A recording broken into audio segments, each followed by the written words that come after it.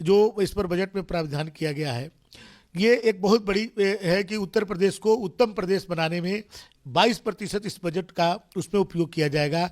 समाज के हर वर्ग के लिए, महिलाओं के लिए, किसानों के लिए, औद्योगिक बढ़ावा देने के लिए, हमारे परिवहन के लिए पहली बार योगी जी ने, अभी तक शहरों में केवल इलेक्ट्रिक बसें चलती हैं, योगी जी ने मुख्यमंत्री ग्रामीण सेवा जो हमारी इलेक्ट्रिक में अब चलने जाएगी, ये गाँव के लोगों को भी ये सुविधा प्राप्त होगी।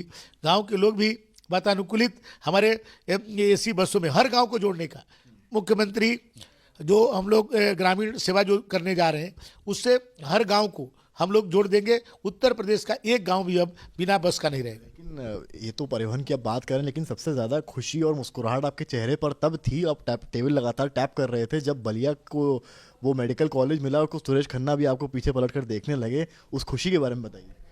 देखिए, सच में ये बहुत बड़ी खुशी की बात है। मैं जब से जनप्रतिनिधि बना हूँ बलिया से विधायक, तब से हम लोग की इसकी मांग थी। उसके पहले साथियों नमस्कार, मैं मनोज त्रिपाठी आपके बीच एक वीडियो के साथ आया हूं और ये वीडियो परिवहन मंत्री जी का भी मेरे पास आया है, जिसमें उनके द्वारा ग्रामीण सेवाओं के बारे में बताया गया कि किस तरह परिवहन विभाग में एक नई योजना और बजट में जो है आया है कि ग्रामीण सेवाएं कहां कहां से चलेंगी, वो भी वातानुकूलित। सबसे बड़ी बात है कि जो ग्रामीण सेवाएँ हैं वो हर गाँव से जुड़ेंगी और वो फिर ज़िले तक आएँगी। अगर इस तरह की सुविधा, जो पहले तमाम आप साधारण गाड़ियों में यात्रा कर रहे थे, लेकिन इस बार जो ग्रामीण सेवाएं चलेंगी वो बैटरी यानी कि तेल के बिना बैटरी वाली इलेक्ट्रिक गाड़ियां रहेंगी और वो शहर से मतलब गांव से शहर को जोड़ेंगी। जैसे पहले तमाम लोहिया चलती थी और शटल सेवाएं थी और तमाम चीज़ें चल रही थी, अब परिवहन मंत्री जी द्वारा बताया गया कि इस बजट में ये पास हुआ है। दूसरी बात कि आउटसोर्सिंग कर्मचारियों के लिए उनके द्वारा एक बजट में ही मुख्यमंत्री जी का एक वीडियो मैंने डाला हुआ था आपके सामने, उसमें भी उन्होंने कहा है कि 16,000 से मतलब 14,000 से 16,000 से 19,000 तक वेतन जो है फिक्स हो जाएगा और ये आउटसोर्सिंग कर्मचारियों के लिए होगा। मतलब पूरे प्रदेश के आउटसोर्सिंग कर्मचारियों के लिए था, लेकिन उसमें परिवहन विभाग के भी आउटसोर्सिंग कर्मचारी आ जाएंगे, जैसा कि उनके द्वारा दिशा निर्देश कहा गया है और कहा जा रहा है। अगर ऐसा होता है तो परिवहन विभाग के कर्मचारियों के लिए बड़ी अच्छी और लाभकारी योजना है। साथ साथ मैं ये भी कहूँगा कि अगर इस योजना को सीधे डायरेक्ट संविदा के, अगर जैसे परिवहन विभाग में संविदा कर्मचारी हैं, तो अगर उसके आधार पर कर दिया जाए तो ज़्यादा बेहतर होगा। भाई बीच में जो कमीशन हम कंपनी वाले को दे रहे हैं, वही फ़ायदा अगर हम संविदा के कर्मचारियों को, आउटसोर्सिंग के कर्मचारियों को देंगे तो सरकार को भी लाभ होगा और आने वाले समय में जो काम करने वाले कर्मचारी हैं उनकी संख्या बढ़ेगी। 2-3 चीज़ें हैं। अभी जैसे अगर मैं ये वीडियो डालूँगा तो कई लोगों द्वारा ये प्रश्न पूछा जाएगा कि क्या महिलाओं को संविदा पर रखा जा रहा है और आउटसोर्सिंग पे रखा नहीं जा रहा उनको। यहीं ग्रामीण सेवाओं को अगर चलाया जा रहा है तो जो पुरानी अनुबंधित गाड़ियाँ थी, ग्रामीण सेवाएँ थी, उनका क्या होगा।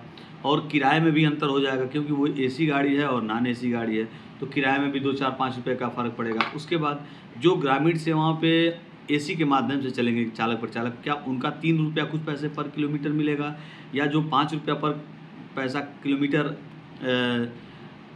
इनको मिलता है एसी वाली गाड़ियाँ जो ग्रामीण सेवाएं चलेंगी, महानगरी जो चलती हैं, उसके आधार पर मिलेगा। बहुत सारा कन्फ्यूजन है अभी। तो ज्यों-ज्यों खबरें मिलेंगी, ज्यों-ज्यों सूचनाएं मिलेंगी, उसके आधार पर हम उन तमाम चीज़ों के बारे में चर्चा करेंगे। जो सूचना अभी आई है फिलहाल मैंने उसको दे दिया, लेकिन एक और अभी इस वीडियो को डालने के बाद क्या होगा, अभी मृतक आश्रितों का भी बहुत सारा प्रश्न आएगा कि भैया हमारे बारे में थोड़ा पता करिए, हमारे बारे में कुछ करिए। तो जहाँ तक प्राप्त सूचना है कि कैबिनेट की बैठक बैठी, उसमें बहुत सारी चर्चाएं हुई, उसमें बहुत सारी चीज़ों को हटाया गया, जोड़ा गया, तमाम लोगों द्वारा तमाम तरह की बातें कही जा रही है, लेकिन अभी कुछ क्लियर जानकारी नहीं है। जब तक पूरी जानकारी हमारे पास उपलब्ध नहीं होगी, मैं फर्जिफिकेशन वाला काम नहीं करूँगा कि आपको झूठा आश्वासन दे दूँ कि आपके पास ये हो जाने वाला है और 15 दिन में आप ज्वाइन करने वाले। ज्वाइन तो होना है, मृतक आश्रितों की ज्वाइनिंग होगी, यही है, थोड़ा समय लगेगा। धैर्य का फल मीठा होता है, तो आप धैर्य धारण किए रहिए। या तो अगर आपके पास क्षमता है, आपके पास ताकत है, लेकिन आपके पास तो क्षमता भी नहीं है और ताकत भी नहीं है, क्योंकि 50 की संख्या में आकर आप मुख्यालय पर धरना देंगे तो आपका कुछ होने वाला नहीं है। संख्या कम से कम अगर 1000 की है तो हमारी 700-800 की संख्या जब वहाँ धरना प्रदर्शन करेगी, तब हो सकता है परिवहन मंत्री सुने, एमडी साहब सुने और तमाम लोग सुने, लेकिन 50 लोगों संख्या लेकर आएंगे तो कोई सुनने वाला नहीं है। दूसरी बात, यहाँ तमाम ग्रुपों के माध्यम से, तमाम लोगों के माध्यम से आपस में ही मतभेद चल रहा है। जब आपस में ही मतभेद रहेगा तो आप कहीं कोई लड़ाई जीत नहीं सकते। यही कारण, यही चीज़ें संविदा पे काम करने वाले कर्मचारियों के अंदर भी है। 1 मार्च से एक कार्यक्रम होने जा रहा है, संतोष मिश्रा जी जिसका नेतृत्व करने जा रहे हैं, उसमें भी ये काली पट्टी बांध कर घूमने वाला। अब देखिए कितने लोग काली पट्टी बांध कर घूम रहे हैं। प्रदेश में तो प्रचार चल रहा है, यहाँ 1 तारीख से हम ये कार्यक्रम करेंगे, लेकिन आज जो है 26 तारीख है, आज जब मैं वीडियो बना रहा हूँ 26 तारीख है। ग्रुप के माध्यम से खूब हो हल्ला हो रहा है, लेकिन अभी तक कोई जानकारी नहीं है कि क्या होगा, क्या लोगों की मंशा है, क्योंकि कुंभ में लोग फंसे हुए हैं और आज आखिरी दिन है कुंभ का, जो समाप्ति के तौर पे आज महाशिवरात्रि है। हर हर महादेव आप सभी लोगों को। और आज ही के बाद वहाँ से मेला का समापन हो जाएगा, समापन की घोषणा हो जाएगी। तमाम गाड़ियाँ जो जा रही हैं और आ रही हैं धीरे धीरे कम हो जाएगी। यात्रियों की संख्या भी आज लगभग बहुत नाम मात्र की है, जो संख्या होनी चाहिए। जिस प्रकार से व्यवस्थाएं हैं, हर जगह 20 गाड़ी 25 गाड़ी रखी गई है कि अगर श्रद्धालु आते हैं तो उनको महाकुंभ तक पहुँचाया जाए, लेकिन वो संख्या कम हो गई है, यात्रियों की संख्या कम हुई है। तमाम चर्चाएं हैं, तमाम विषय है जिस पर चर्चा होगी और मैं 1-2 दिन बाद बहुत अच्छा और लंबा वीडियो बनाऊंगा, 10-15 मिनट का, 20 मिनट का भी हो सकता है। आपको देखना पड़ेगा। मैं ये आपसे निवेदन करूंगा कि उसको देखिएगा ज़रूर, क्योंकि इधर मैं वीडियो नहीं बना रहा था, क्योंकि तमाम लोग हमारे साथी जो है कुंभ में फंसे हुए थे और कुंभ में यात्रा के दौरान 6 घंटा, 7 घंटा, 8 घंटा, 4 घंटा, 5 घंटा, 2 घंटा, 1 घंटा जाम में फंसना ही फंसना है। बहुत सारे ऐसे साथी गए जो कहीं जाम में नहीं फंसे और तुरंत गए, तुरंत स्नान करके और यात्रियों को लेकर चले आए। लेकिन जो लोग फंसे उनके द्वारा बहुत सारा कंप्लेन किया गया कि हमको खाने की कोई व्यवस्था नहीं मिली, हमको वहाँ लाइन में लगा दिया गया, हमारा डिपार्चर छीन लिया गया, हमको 50 यात्री पे ही भेजा गया, तमाम चीज़ें। तो वो वहाँ का मैटर था, किसी ने 50 यात्री बैठा लिए और उनका वो जो वहाँ पे ड्यूटी लगा था उन्होंने कहा नहीं उतारो, दूसरी गाड़ी जाएगी, इस गाड़ी में कैसे बैठ गए। तमाम चीज़ें थी, तमाम बातें हुई, उस पर चर्चा पर चर्चा हो सकती है, लेकिन लंबा हो जाएगा, कोई मतलब नहीं है। तो मैं इस समय परिवहन मंत्री जी का जो वीडियो मेरे पास आया है और मुख्यमंत्री जी का जो वीडियो मैंने पहले भी लगाया है, उसका छोटा सा क्लिप काट कर मैं आपको दूंगा और उसको देखिएगा और समझने का प्रयास करिएगा कि इस बजट में परिवहन विभाग को क्या मिला है। और बलिया के लिए विशेष तौर पर जो मेडिकल कॉलेज खुला है, तो उस पर भी चर्चा परिवहन मंत्री जी बहुत खुश हुए थे और ताली भी बजाए थे। उनसे संबंधित ये वीडियो है। मैं चाहूँगा इस वीडियो को पूरा देखिएगा और शेयर भी करिएगा। अगर आपको अच्छा लगता है, अगर बलिया ज़िले से संबंधित हैं या पूरे प्रदेश में परिवहन विभाग से संबंधित हैं, तो आप इस वीडियो को देखिए और शेयर करिए, आपस में लोगों तक जानकारी पहुँचेगी परिवहन मंत्री जी परिवहन विभाग के बारे में और मुख्यमंत्री जी परिवहन विभाग के बारे में क्या सोच रहे हैं। क्योंकि कुंभ में जो हमने किया है वो किसी ने नहीं किया है। जितनी मेहनत और जितनी लगन के साथ हमने काम किया है वो किसी ने नहीं किया। उसमें 2-3 चीज़ें और, हमारे कई सारे भाई ऐसे थे जो ड्यूटी पीरियड में थे और उनका किसी का बैग गायब हो गया, किसी के साथ अन्य समस्याएं होंगी। हमारे 3 ऐसे कर्मचारी थे जिनकी संविदा समाप्त कर दी गई मात्र एक वीडियो के कारण। वो वीडियो मैं नहीं लगाऊंगा क्योंकि उससे और दुर्गति होने वाली है। अब मैं मुख्यमंत्री का नाम लेना चाहता हूँ सीधे सीधे कि अखिलेश यादव जी ने एक ट्वीट कर दिया और हमारे 3 भाइयों की संविदा समाप्त कर दी। बताइए दोषी कौन है? गाड़ी खराब हो जाती है क्या? गाड़ी खराब होना कंडक्टर ड्राइवर जानते हैं क्या गाड़ी खराब हो जाएगी? अभी अगर धक्का ही मरवा कर साइड में करा दिया तो क्या गलती कर दिया, गुनाह कर दिया? अगर जाम लग जाता तब आप कहते कि भाई बहुत जाम लगा दिया, ये तमाम दिक्कत परेशानी आ जाती। लेकिन हमारे 3 साथियों की संविदा समाप्त होगी, ये बहुत गंभीर विषय है। इस पर भी चर्चा परिचर्चा होगी और लंबा वीडियो होगा। तो मैं इस वीडियो को बस यहीं समाप्त करूंगा, लेकिन चाहूँगा कि इन तमाम चीज़ें जो मैंने इन मुद्दों को उठाया है इस पर चर्चा परिचर्चा होनी चाहिए और वीडियो को आगे शेयर करिएगा ताकि प्रदेश के तमाम लोगों तक ये बातें पहुँचे। और मैं अखिलेश यादव की घोर निंदा भी करूंगा इस वीडियो के माध्यम से कि आपके द्वारा एक छोटा सा वीडियो क्लिप डालकर और 3 लोगों की नौकरी ले ली है, उनके बाल बच्चे परिवार का क्या होगा? जबकि आप ही के द्वारा एक वीडियो पर आपने कार्रवाई कराई थी और उस पर आपने जाकर खुद मदद की थी, जिसमें एक हमारे परिचालक ने आत्महत्या कर ली थी। वो वीडियो सबको संज्ञान में, उस जानकारी है, अभी साल भर भी नहीं हुआ और उसमें मात्र यही कारण था कि 3 लोग नमाज़ पढ़ने के लिए उतर गए, किसी ने वीडियो क्लिप डाल दिया और उसमें उसकी संविदा समाप्त कर दी। वो एड़ी से चोटी लगा दिया, उसकी संविदा वापस नहीं आई। बताइए 3 हमारे चालक जो थे, गाड़ी का गैस ख़त्म नहीं, उसका लॉक जो है लग गया। इसमें टेक्निकल फॉल्ट था, इसमें हमारे परिचालक की कोई गलती नहीं थी। तो क्या उसके दोषी वो हैं? तमाम चीज़ें हैं जिस पर बहुत सारा विस्तार से बातें की जा सकती हैं और उन घटनाओं को विस्तार से बताया जा सकता है। लेकिन वीडियो को मैं यहीं समाप्त करूंगा और जो परिवहन मंत्री जी का वीडियो है इसको देखिएगा और शेयर करिएगा। बहुत बहुत धन्यवाद। बजट में एक और चीज का प्रावधान किया गया है कि प्रदेश के अंदर आउटसोर्सिंग से जुड़े हुए जितने भी कार्मिक होंगे उनकी न्यूनतम मजदूरी को सुनिश्चित करने के लिए प्रदेश के अंदर हम कार्मिकों को 16,000 से लेकर के 18,000 के दायरे में सीधे उनके अकाउंट में मिल सके, और इसके लिए एक निगम का गठन करने के बाद इस कार्यक्रम को सीधे राज्य सरकार अपने माध्यम से उसको संचालित करेगी। आउटसोर्सिंग की कोई भी कंपनी होगी, केवल सेवा के रूप में, आउटसोर्सर के रूप में जो शुल्क उसका होगा उसको राज्य सरकार अलग से अदा करेगी, लेकिन धनराशि ये पूरी की पूरी कार्मिक के खाते में जानी चाहिए।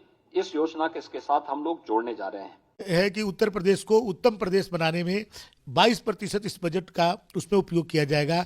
समाज के हर वर्ग के लिए, महिलाओं के लिए, किसानों के लिए, औद्योगिक बढ़ावा देने के लिए, हमारे परिवहन के लिए पहली बार योगी जी ने, अभी तक शहरों में केवल इलेक्ट्रिक बसें चलती हैं, योगी जी ने मुख्यमंत्री ग्रामीण सेवा जो हमारी इलेक्ट्रिक में अब चलने जाएगी, ये गाँव के लोगों को भी ये सुविधा प्राप्त होगी।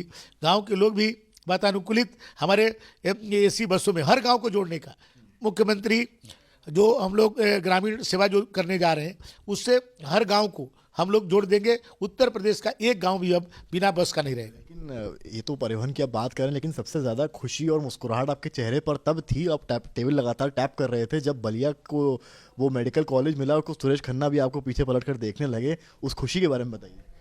देखिए, सच में ये बहुत बड़ी खुशी की बात है। मैं जब से जनप्रतिनिधि बना हूँ, बलिया से विधायक, तब से हम लोग की इसकी मांग थी। उसके पहले भी बहुत सारे जनप्रतिनिधियों ने बलिया में मेडिकल कॉलेज की मांग समय समय पर उत्तर प्रदेश सरकार से करती रही है। और माननीय मुख्यमंत्री जी जब चुनाव में गए थे उस समय भी हम लोगों ने उनसे अनुरोध किया कि बलिया में मेडिकल कॉलेज की बहुत आवश्यकता है, क्योंकि बलिया के आधे हमारे जो मरीज हैं जो बीएचयू और लखनऊ पहुंचते पहुंचते रास्ते में ही मर जाते हैं। तो हम लोगों ने कहा कि बलिया के लोगों को जान बचानी है तो बलिया में एक बड़ा अस्पताल मेडिकल कॉलेज के रूप में यहाँ पर होना चाहिए। और योगी जी ने उस समय भी कहा था कि मैं इसको करूँगा। बाद में आया कि नहीं, ये को पीपीपी मॉडल पर किया जाएगा। लेकिन कुंभ में जब कैबिनेट की बैठक हुई योगी जी की, उसमें कई मेडिकल कॉलेजों को उन्होंने स्वीकृति दिया। उस समय मैंने उनसे कहा कि नहीं महाराज जी, बलिया पिछड़ा जिला है और वहाँ पर गरीबी ज़्यादा है, वहाँ पर पीपीपी मॉडल पर नहीं, सरकारी मेडिकल कॉलेज स्थापित किया जाए। और बलिया को भारत के स्वतंत्रता आंदोलन में, चाहे वो 1857 के हमारे मंगल पांडे जी हों या पूरे देश में सबसे पहले आज़ाद होने का गौरव बलिया के हमारे चित्तू पांडे जी ने 1942 में प्राप्त कराया था। चाहे व्यवस्था परिवर्तन की लड़ाई में जयप्रकाश नारायण एक बहुत बड़ा नाम था, वो बलिया के रहने वाले। चंद्रशेखर जी देश के प्रधानमंत्री हुए, और भी महर्षि भृगु हैं, परशुराम चतुर्वेदी, हजारी प्रसाद द्विवेदी। बलिया सांस्कृतिक और राजनीतिक दृष्टि से सदैव अग्रणी भूमिका में रहा, लेकिन विकास में बलिया बहुत पीछे रहा। आज योगी जी ने जो किया है, हम सभी बलियावासी उनको हृदय से आभार प्रकट करते हैं। आप बजट की तमाम खूबियां गिना रहे हैं, विपक्ष कह रहा है कि बजट हवा हवाई है। देखिए, विपक्ष के लोग, विशेष करके समाजवादी पार्टी के राष्ट्रीय अध्यक्ष अखिलेश यादव जी इस बजट पर टिप्पणी करते हैं।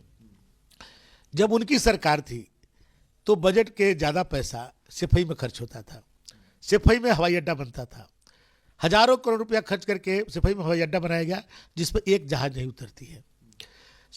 सिपाही में फिल्मी कलाकारों को बुला करके बम्बई से वहाँ उत्सव मनाया जाता था। लेकिन आज योगी जी का जो विजन है वो पूरे प्रदेश के लिए है। बलिया से लेकर के सहारनपुर तक, ललितपुर से लेकर के कुशीनगर तक, पूरे उत्तर प्रदेश को कैसे विकास किया जाए, एक एक जिले में एक एक विकास का एक बड़ा लकीर कैसे खींची जाए उस पर। लेकिन आप देखिए, इन्होंने एक्सप्रेसवे बनाया, आगरा लखनऊ एक्सप्रेसवे बनाया।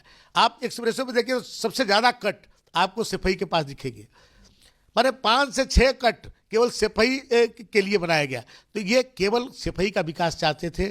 आज योगी जी पूरे उत्तर प्रदेश को उत्तम प्रदेश बनाने में लगे हुए हैं। और उत्तर प्रदेश आप देखिएगा बहुत जल्द $1 ट्रिलियन इकोनॉमी का उत्तर प्रदेश होगा। आखिरी सवाल आपसे और है, क्योंकि उर्दू और इंग्लिश और हिंदी की बड़ी जंग शुरू हो गई। अखिलेश यादव ने आज कहा कि मुख्यमंत्री का जो भाषण था उसमें कई उर्दू के शब्द उन्होंने इस्तेमाल किए, तो उससे कैसे पीछा छूटेगा?